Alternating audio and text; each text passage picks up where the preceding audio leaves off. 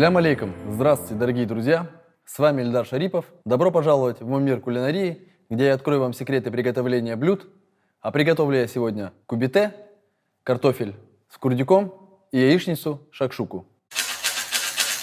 А для приготовления кубите нам понадобятся такие ингредиенты. Мясо говядины, репчатый лук, масло, картофель, молоко, яйцо, мука и специи. Приготовление кубите мы начнем с теста. Для этого нам понадобится мука, масло и молоко.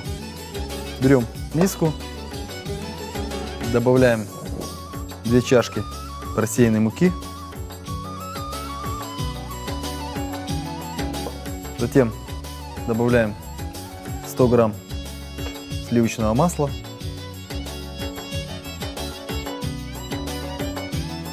Перемешиваем с мукой.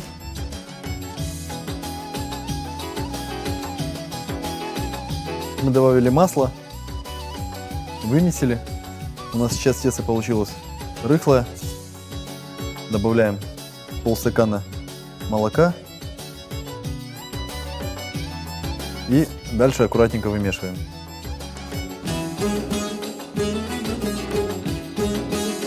В процессе добавляем чуть-чуть муки. Тесто должно у нас получиться эластичное.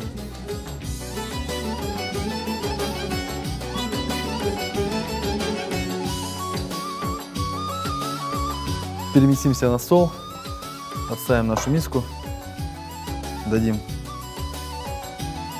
подпыла, чтобы наше тесто не прилипало. Хорошенько приложить немножко усилий и вымесить как следует.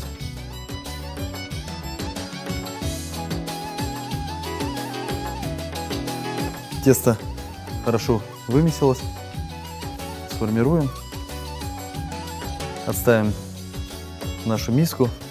Накроем полотенцем. Пока наше тесто отдыхает, мы перейдем к приготовлению начинки. Начнем мы с мяса. Для этого мы взяли подготовленную мякоть говяжью.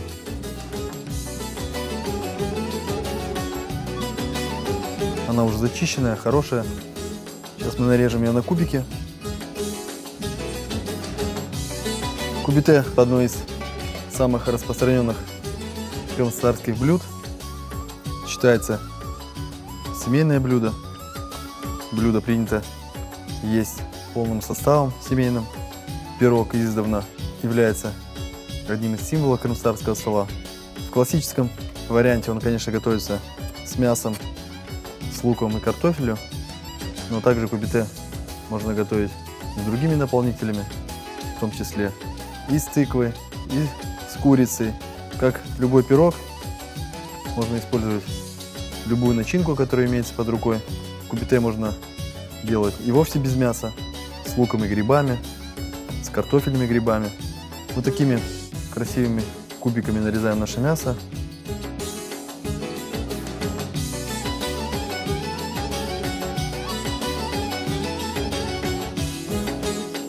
Перекладываем все в полусферу. Дальше нарезаем картофель. Картофель мы нарежем небольшим кубиком.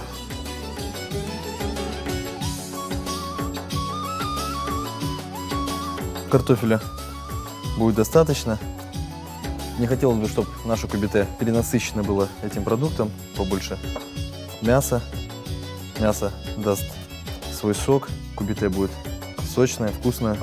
Ну а картофель, если его будет много, он будет, конечно, забивать все наше блюдо наряду с тестом. Достаточно. Так, смешаем картофель с мясом. Кубите можно сделать как слоями. В нашем случае мы сделаем один фарш, который будет вымешиваться. Для фарша нам осталось дорезать наш лук. Лук нарежем кубиком. Кубик небольшой, чтобы гармонировало в фарше нашем. На это количество нам хватило 2 средних луковицы. Этого будет достаточно. Лук добавим к мясу и картофелю.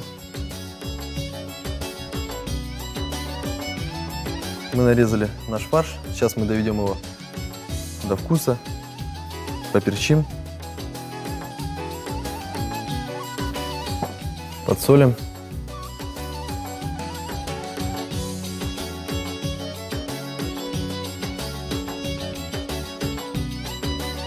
И вымешаем.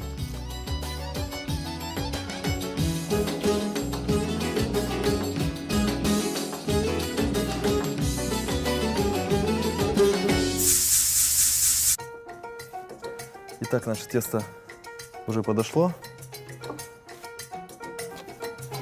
Достанем его из нашей миски.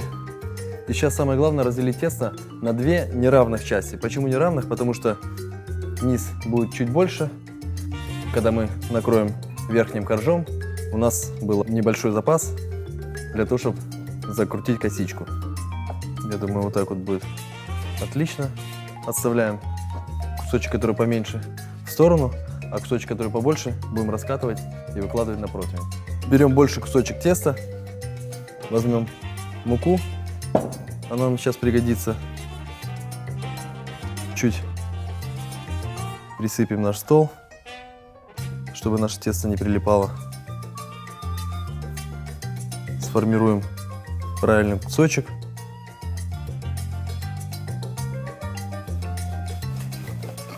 И приступим к раскатыванию. Аккуратненько со всех сторон выкатываем тесто. Один лист мы раскатали. Примерим его на противень.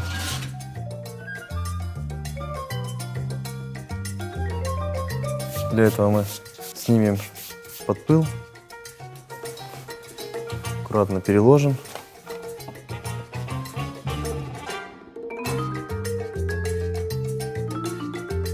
Нам важно, чтобы края свисали, так как мы будем заворачивать. У нас получилось то, что мы хотели. Можно чуть-чуть растянуть по краям. Отлично. Приступаем ко второму кусочку. Это мы отставим. То же самое делаем со вторым кусочком, который у нас меньше. Его мы раскатаем ровно столько, чтобы накрыть сверху пластом.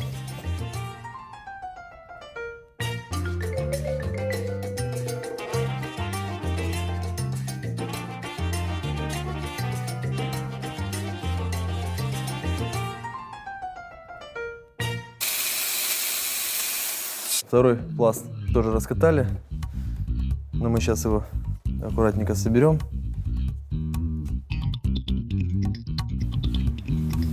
Отставим в сторону. Берем наш противень, немножко еще растянем, чтобы нам удобно потом было формировать его. Берем нашу начинку и выкладываем.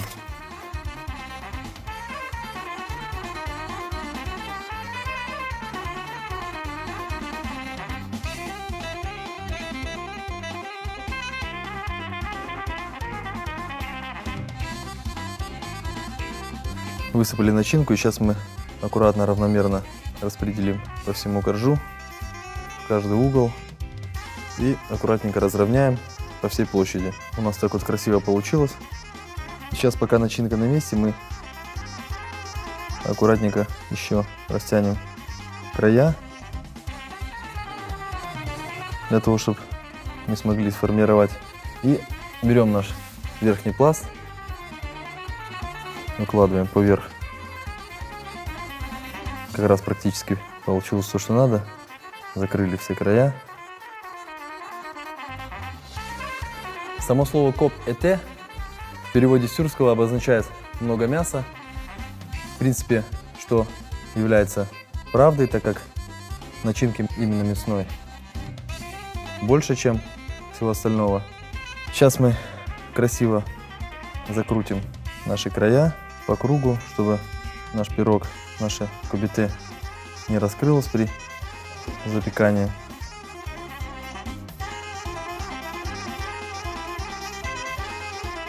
Мы красиво сформировали его.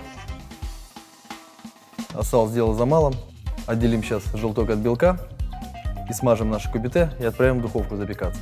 Берем наше яйцо, отделим сейчас желток от белка.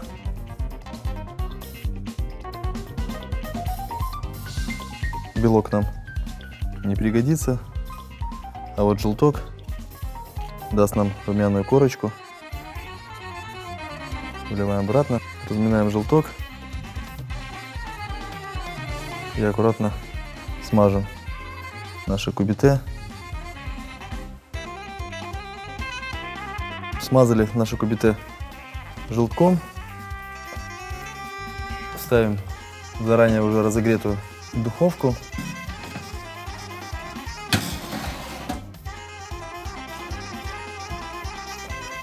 Температура 180 градусов на 40 минут. Следующее блюдо мы будем готовить картофель с курдюком. Для этого нам понадобится картофель, курдюк, чеснок и растительное масло. Незамысловатое блюдо, но очень вкусное. Для этого мы картофель разрезаем вдоль и делаем небольшие пару надрезов поперек. Главное, картофель, чтобы не развалился, подрежем, а дальше уже, если будет надо, дорежем до конца, чтобы у нас поместился курдюк. Картофель молодой, мы его хорошенько промыли, не чистили. Возьмем наш курдюк и нарежем такие пласты. Бараний жир является одним из самых распространенных продуктов на Кавказе и стран Востока. Особенно ценится курдючный жир. Нам вот так вот хватит. Дальше мы возьмем наш чесночок. Нам понадобятся небольшие такие пластинки, кольца. Подготовим чесночок и дальше будем формировать.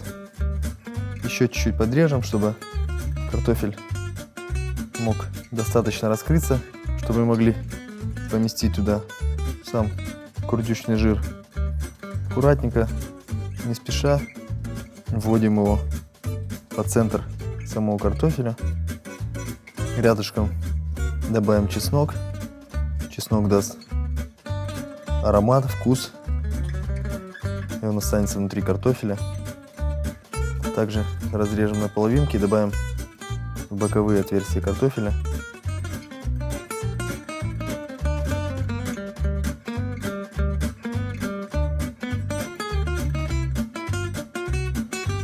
Очень часто это блюдо готовят на мангале, но в нашем случае мы приготовим его в духовке. Тут главное не спешить, чтобы картофель не лопнул напополам. Вторую часть сделаем также. Ничего страшного, если он даже чуть будет у вас выпирать при запекании, уменьшится. Этот жир абсорбирует весь картофель. Картофель будет сочным. В принципе, у нас это получилось. Сейчас мы то же самое проделаем с вторым картофелем. Мы оба картофеля, так можно сказать, зафаршировали. Берем фольгу.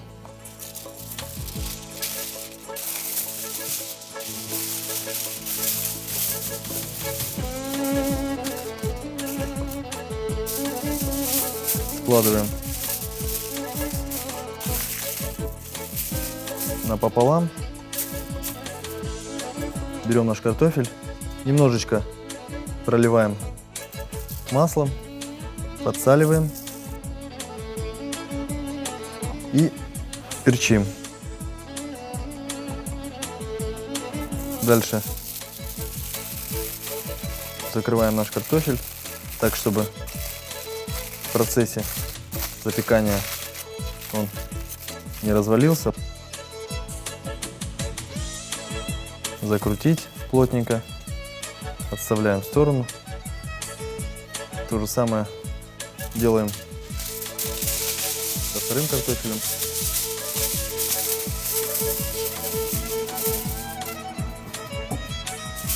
Также складываем фольгу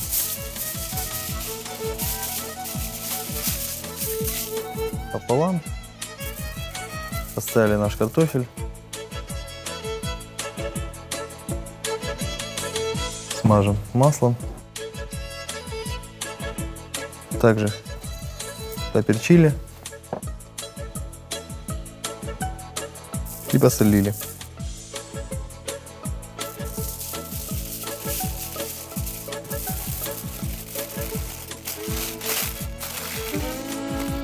Придерживаем рукой плотно, заворачиваем наш картофель. Вот такие вот у нас интересные конфетки получились. Сейчас мы поставим рядом с нашим кубите запекаться. Выложим ее на противень и отправим в нашу духовку.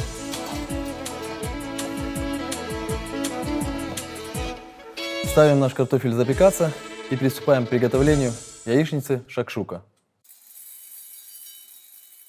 Подготовим наши овощи. Берем болгарский перец, очищаем его от семечек и внутренности, режем пополам, удаляем сердцевинку.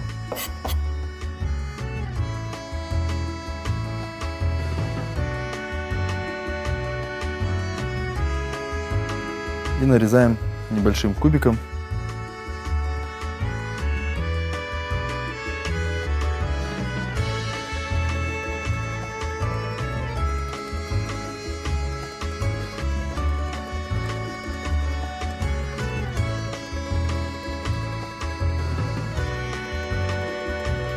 Кубик нарезаем небольшой, для того, чтобы перец у нас успел прожариться.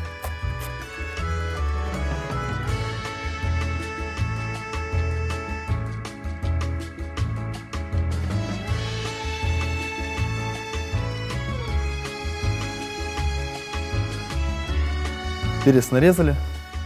Дальше нарезаем помидор. Удаляем плодоножку.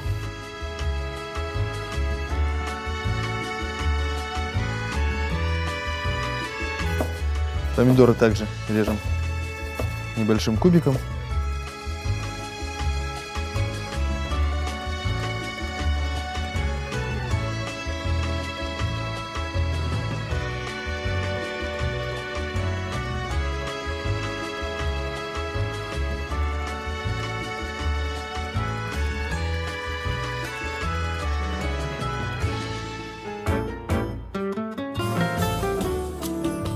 Пересыпаем полусферу.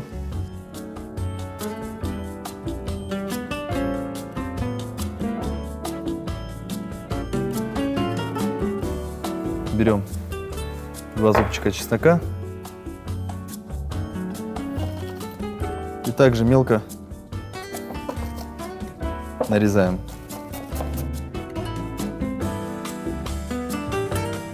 Нарезали чеснок мелко, также погружаем его в миску.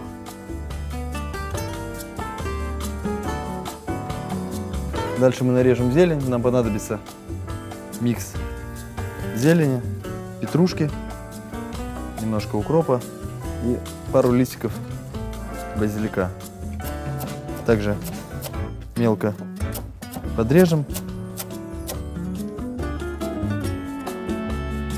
Получается не просто яичница, она будет вымешиваться со всеми этими продуктами. Она очень хорошо подходит для завтрака, очень питательная, калорийная. Итак, мы соединили все наши овощи и зелень, добавили также сюда чеснок. Сейчас мы выбиваем сюда яйца. Вбили яйца, дальше возьмем вилку и хорошо вымесим. Это блюдо считается турецким. В Турции часто его готовят на завтрак. Блюдо готовится быстро, блюдо питательное. В разных странах это блюдо готовится по-разному. В Греции сюда добавляется рубленый шпинат. В Турции напоминает рататуй, ну, в принципе, видно по нарезке. В каких-то странах больше идет яйца, напоминает омлет. Но именно вот такой завтрак, я еще раз повторюсь, будет очень питательный и насыщенный. Хорошо перемешали, ставим нашу сковородку на плиту, разогреваем, добавляем растительного масла. Масло добавляем немного, чтобы чуть-чуть покрыло сковороду.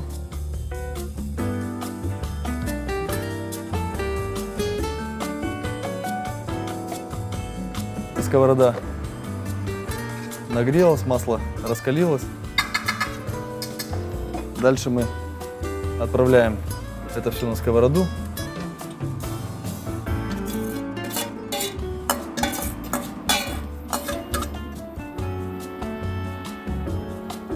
И распределяем по всей площади.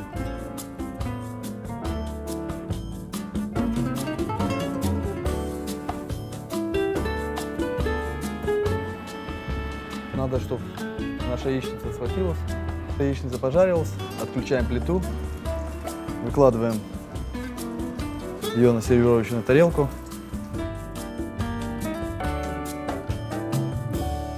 Вот так красиво у нас получилось.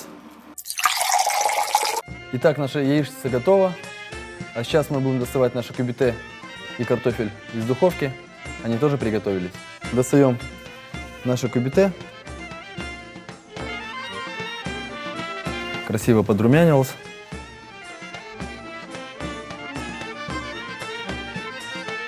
Достаем картофель.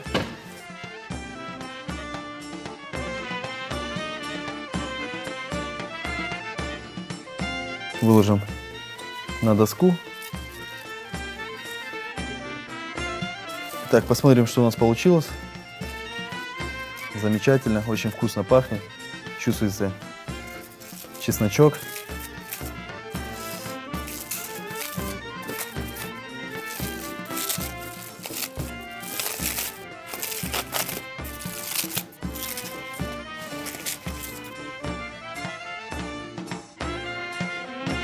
Итак, наши блюда готовы. А сейчас я вам напомню, из каких ингредиентов я их готовил. Кюбите. Замесил тесто. Для этого смешал 2 стакана муки со сливочным маслом, добавил молока, дал тесту отдохнуть на 20 минут. Мясо, картофель, лук нарезал кубиками. Все смешал, посолил и поперчил. Тесто разделил на 2 неравные части. Большую раскатал в круг и положил на дно формы. После этого выложил начинку, раскатал оставшееся тесто, закрыл им начинку. Взбил желток и смазал им поверхность кюбите. Поставил пирог в заранее разогретую духовку на 40 минут. Наш кюбите готов. Картофель с курдюком. Курдючный жир нарезал ломтиками, сделал надрезы в картофеле, аккуратно поместил жир в надрезы, в картофель добавил масло, посолил и поперчил. Обернул в фольгу, отправил запекаться в духовку на 30 минут. Картофель с курдюком готов. Яичница шакшука. Нарезал кубиками болгарский перец и помидоры, мелко нарезал зелень и чеснок, вбил 4 яйца, все взбил в единую массу, посолил и поперчил. Залил сковородку, довел до готовности. Яичница шакшука готова. Спасибо, дорогие друзья, что вы были со мной. Теперь вы владеете маленькими секретами большой кулинарии. Радуйте родных и близких. С вами был Эльдар Шарипов. Приятного аппетита. Аш татлы олсун.